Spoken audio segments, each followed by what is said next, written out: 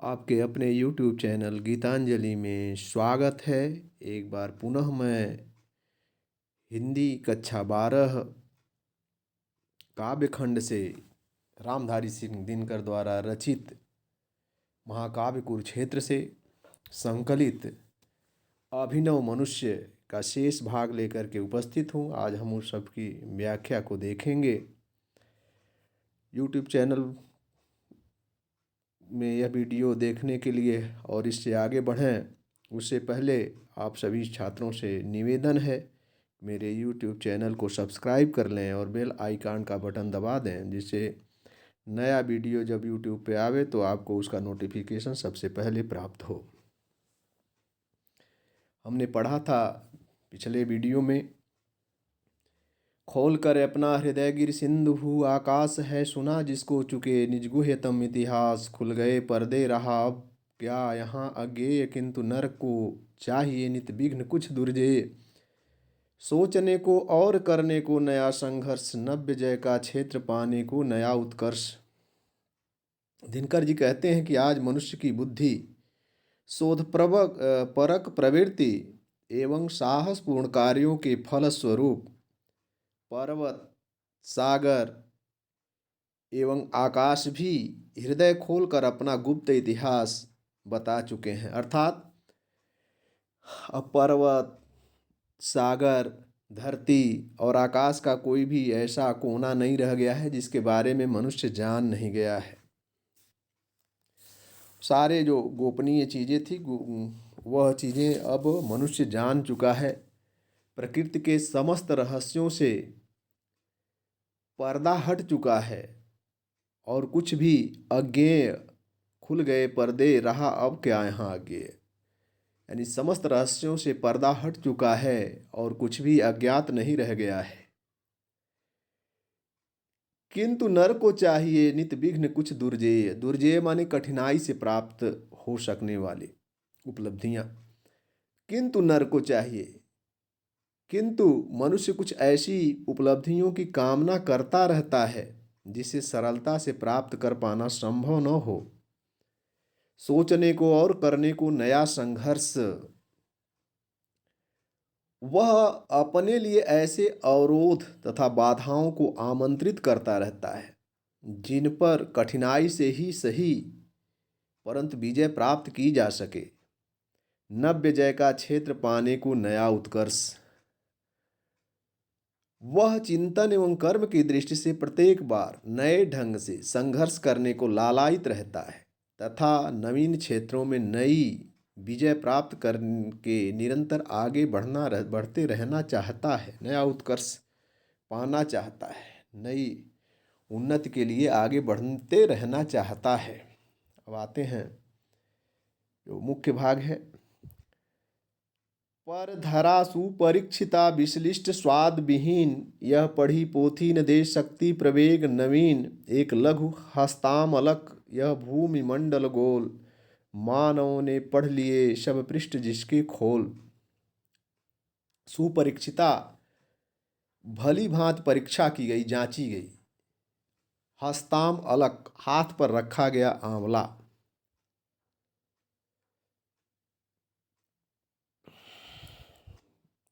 दिनकर जी कहते हैं कि यह धरती जो है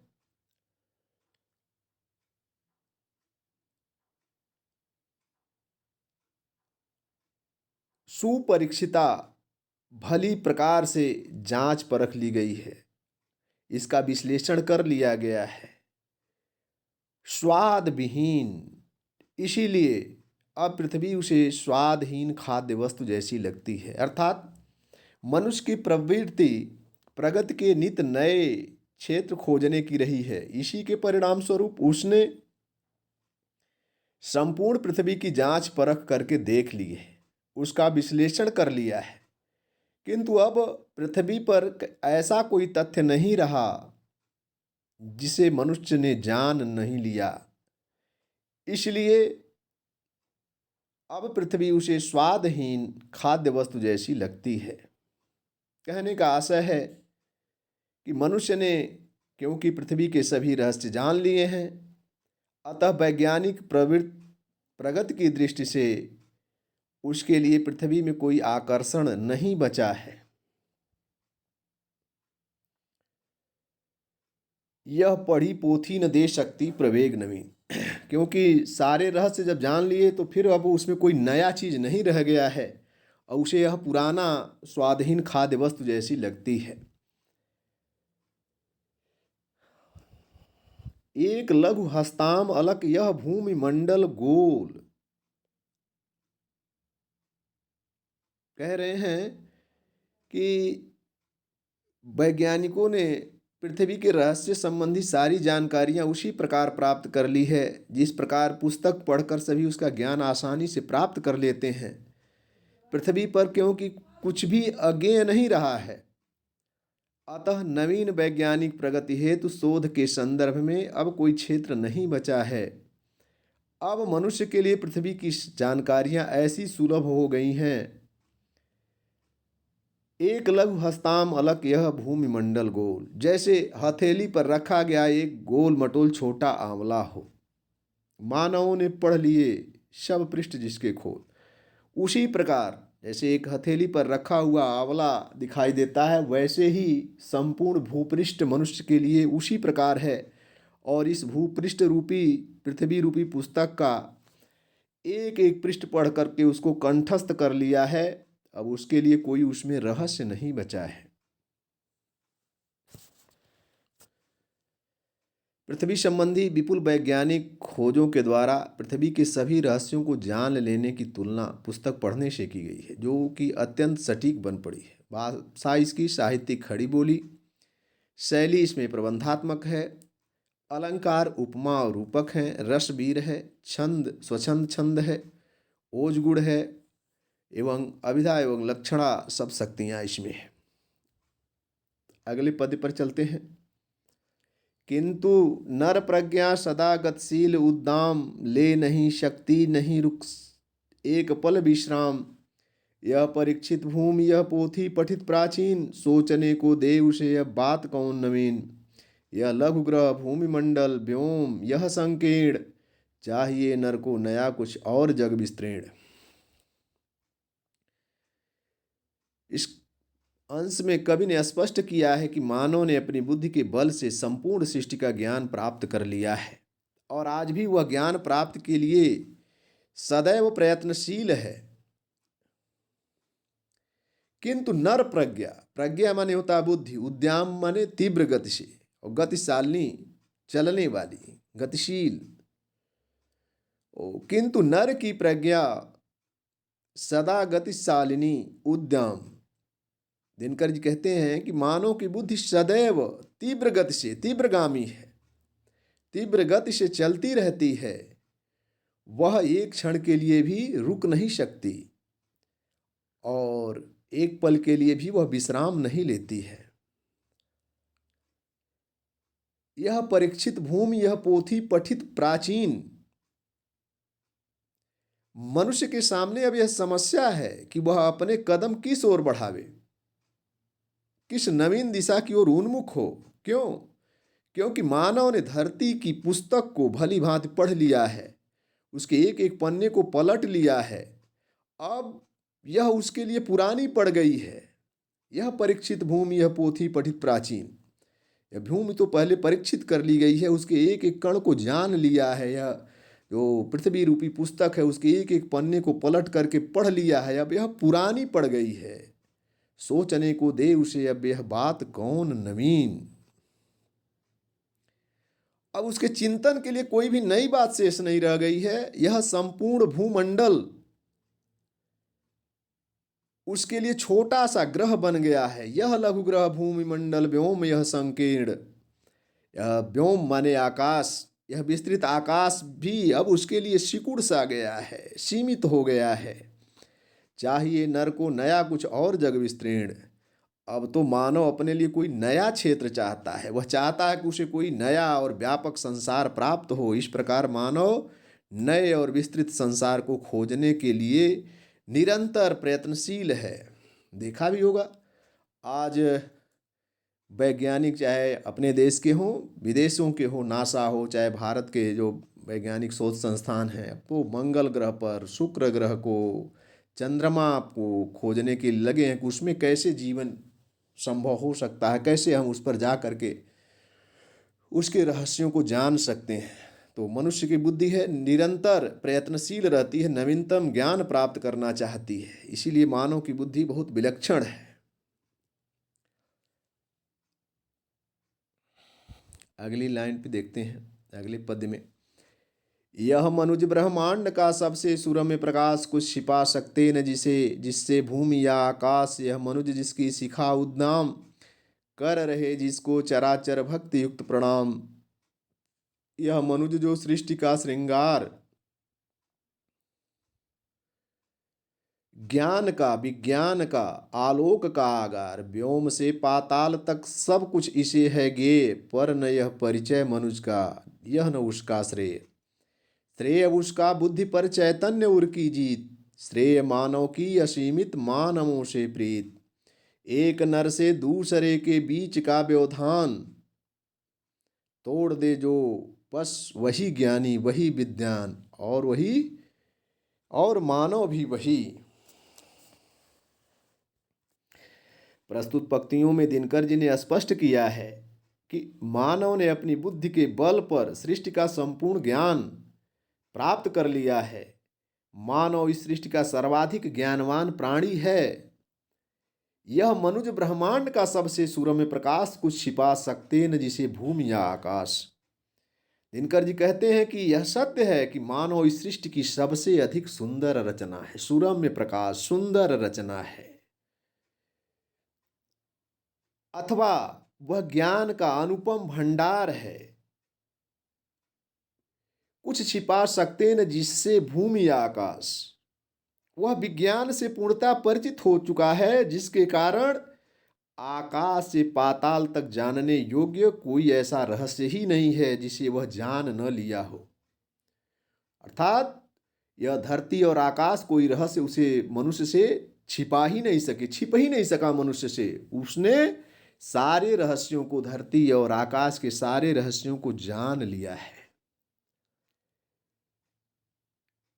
यह मनुज जिसकी शिखा उद्दाम कर रहे जिसको चराचर भक्ति युक्त प्रणाम।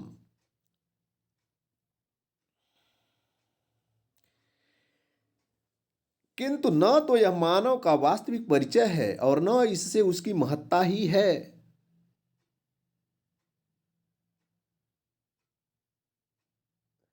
कह रहे हैं कि यह मनुज जिसकी शिखा उद्दाम, शिखा माने शीर्ष पर आज उपस्थिति है।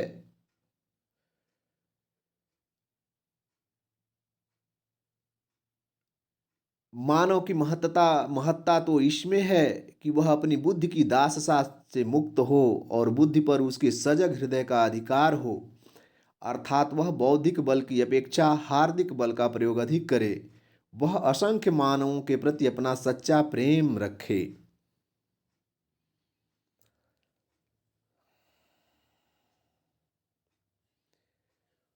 देखते हैं, यह मनुज जिसकी शिखा उद्दाम कर रहे जिसको चराचर भक्ति युक्त प्रणाम। यह मनुष्य ही है जिसकी बुद्धि प्रचंड रूप से आगे की ओर बढ़ती चली जा रही है और जिसको चराचर, चर और अचर प्राणी सभी लोग भक्ति से झुक करके प्रणाम करते हैं। यह मनुज जो सृष्टि का श्रृंगार, यह मनुष्य सृष्टि का सुंदर श्रृंगार है, ज्ञान का, विज्ञान का, आलोक का आगार, यह ज्ञान, विज्ञान और प्रकाश का भंडार है। व्योम से पाताल तक सब कुछ इसे है गे। आकाश, व्योम माने आकाश, व्योम से पाताल तक, आकाश से पाताल तक सब कुछ इसे है गे, सब कुछ इसने जान लिया है। अर्थात आकाश और पाताल के बीच में जितनी भी वस्तुएं हैं, जो भी पदार्थ है, जो भी रहस्य है, वह मनुष्य को प्राप्त हो गया है, ज्ञात हो गया है। पर न यह परिचय मनुज का, यह न उसका श्रेय। कवि कह रहा है लेकिन यह परिचय मनुष्य का नहीं है और न ही उसका यह श्रेय है। श्रेय उसका बुद्धि पर चैतन्य उर की जीत। कह रहे हैं कि यह उसकी श्रेय नहीं है, यह उसका परिचय नहीं है। श्रेय उसका बुद्धि पर चैतन्य उर की जीत। कह रहे हैं कि श्रेय तो उसका वह है जो चैतन्य, उर माने हृदय पर जीत हो। श्रेय मानव की असीमित मानवों से प्रीति। श्रेय तब उसका होगा, श्रेय तब उसको दिया जाएगा जब मानव की मानव के प्रति प्रेम होगा, एक नर से दूसरे के बीच का व्यवधान तोड़ दे। कह रहे हैं कि सच्चे मानव की सच्चा मानव वही है, वही मनुष्य ज्ञानी है, वही विद्वान है, सच्चे अर्थों में वही मानव है जो एक मनुष्य से दूसरे मनुष्य के बीच बढ़ी हुई दूरी को मिटा देता है। वही मानव श्रेष्ठ है जो अपने को एकाकी या अकेला न मानकर वसुधैव कुटुम्बकम की भावना का अनुसरण करता है। श्रेय मानव की असीमित मानवों से प्रीति। मानव का श्रेय है, मानव का उसी में अर्थ है कि वह एक पुरुष से दूसरे पुरुष में दूसरे मनुष्य से प्रेम करे। तोड़ दे जो बस वही ज्ञानी वही विद्वान। तो एक नर दूसरे के बीच का, जो एक नर से दूसरे, एक मनुष्य का दूसरे मनुष्य के बीच जो आपस में जो भावना है, दूरी है, उसको तोड़ करके, उसके व्यवधान को समाप्त करके एक कर दे, एकाकार कर दे, वही ज्ञानी है, वही विद्वान है और सच्चे अर्थों में वही मानव है। यहाँ दिनकर जी ने मानव कल्याण की भावना पर विशेष बल दिया है। कवि के अनुसार सच्चा मानव वही है जो विश्व बंधुत्व का प्रचार प्रसार करता है। मानव ने वैज्ञानिक उन्नति तो बहुत कर ली, किंतु पारस्परिक प्रेम भाव घटता ही जा रहा है।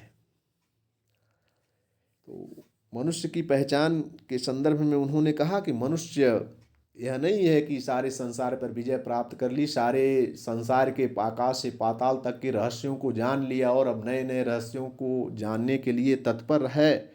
यह उसकी पहचान नहीं है। उसकी पहचान वह है कि जो उसकी बुद्धि पर उसके चैतन्य हृदय को जीत ले और मानव से मानव जो है, मनुष्य से मनुष्य आपस में प्रेम करे, जो उसके बीच जो व्यवधान बन रहा है उसको समाप्त करके सारे विश्व समुदाय को आपस में जोड़ ले। हमारे यहाँ जो यह परंपरा रही है वसुधैव कुटुम्बकम की, वह भावना का अनुसरण करे, तब वह ज्ञानी है, वह विद्वान है, वही मानव है।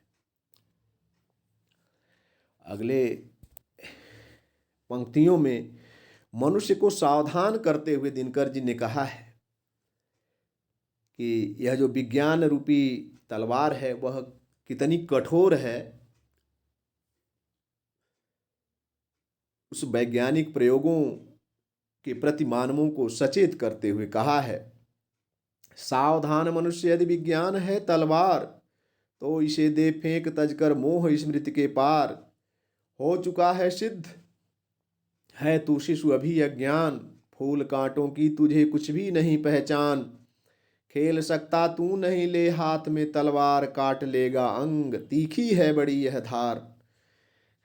दिनकर जी कहते हैं कि विज्ञान ने व्यक्ति को नए नए उपकरण दिए हैं, साधन दिए हैं, नए नए अस्त्र शस्त्र तथा सुविधाएं उपलब्ध कराई हैं।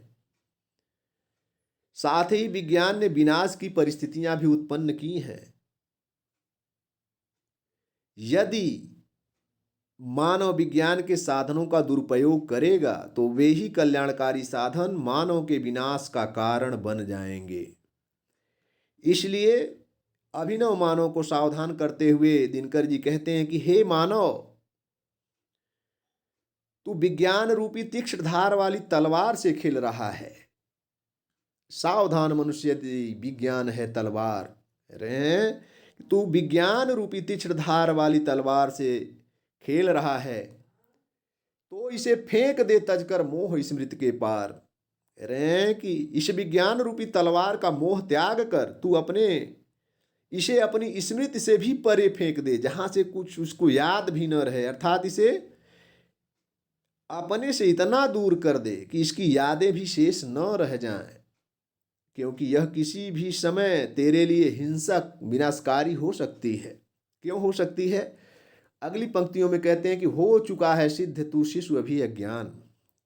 हे मानव, तेरी क्रियाओं और विज्ञान के उपयोग को की पद्धति को देख करके यह तो स्पष्ट ही हो चुका है कि विज्ञान के समक्ष तू अभी अबोध शिशु की भांति है, अबोध बच्चे की भांति है, जो उसके प्रयोग को नहीं जानता, वह कुछ भी कर सकता है।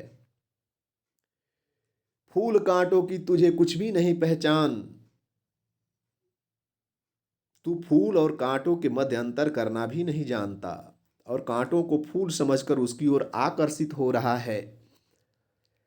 खेल सकता तू नहीं, ले हाथ में तलवार।